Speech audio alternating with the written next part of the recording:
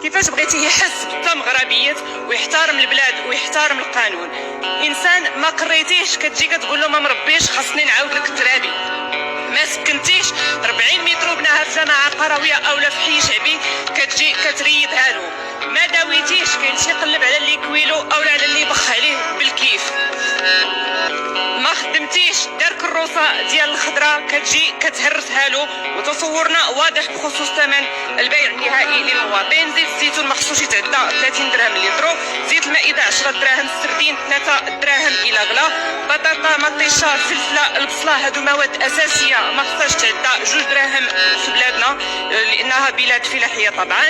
العدس اللوبيا الحمص 10 دراهم، البيض درهم، الدجاج 10 دراهم، اللحم ما خصوش يفوت 50 درهم الكيلو. الا كنتو فعلا حكومه منبثقه من الشعب هذه هي الحلول، وإلا كنتو حكومه ديال البطرونه شريو مع راسكم النقابات وزيدوا هلكوا الشعب كما هلكتوا التعليم، والعواقب ستكون وخيمه اكثر من اللي راها دابا. وشكرا.